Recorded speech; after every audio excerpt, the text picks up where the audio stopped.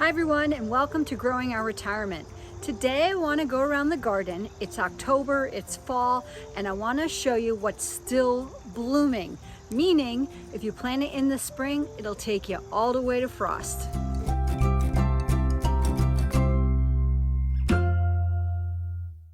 Start on the patio. I think sometimes plants love a little bit of cold weather and it invigorates them, like my clematis.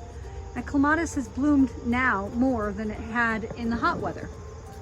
My petunias are doing well still. We still have some blooms.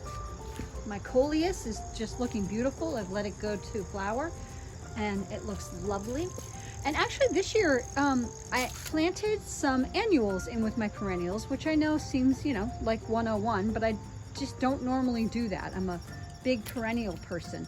But I've gotten such fantastic return from some of these annuals. I highly recommend the Angelonia, the Snapdragon, this miniature petunia. They're all thriving. And this beauty right here, my papyrus plant, I take this in every winter and I leave it on a sill in the living room, and I bring it out every summer, and it just does better and better each year. I couldn't be more thrilled with that plant. Walk over here, I have my elephant ear in pots, and I will let them die back. I'll dig up the bulbs, dry them out, I'll put them in a cool spot, and I'll bring them back out in the summer, and I'll get a whole nother life out of them.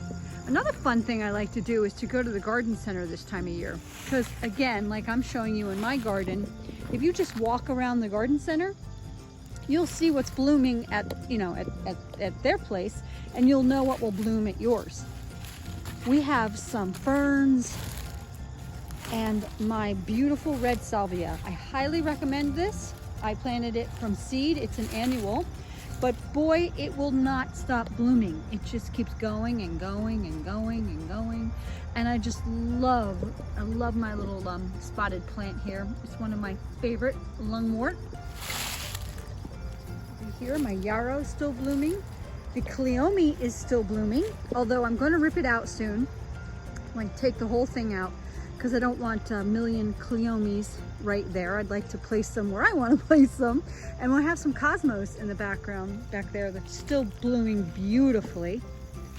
I have some miniature black-eyed Susans over here, and lamb's ear, and the tick seed still blooming.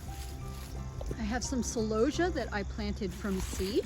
It's been a great pollinator. You can see a little guy right there doing his thing. My Millennium alliums lasted a long time, and they make a cool seed pod that, you know what, I actually spray painted that purple. So I'm getting a lot more color out of it because I spray painted it, but it was kind of fun. I have marigolds that are still blooming, and these will go right up to fall. This lavender is just gorgeous, just as thriving in this chilly weather. Loving that. I have a variety of Sweet William over here that is thriving also. Marigolds.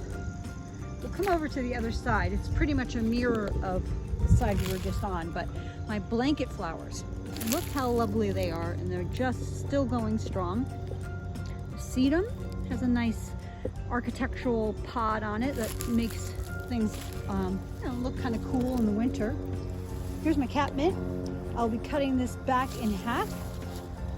It's huge right now. More lavender, more celosia, more red salvia. But again, all these things just bloom and bloom and bloom.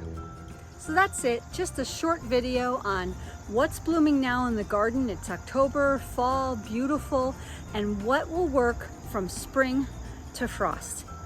Take care, everybody. Until next time.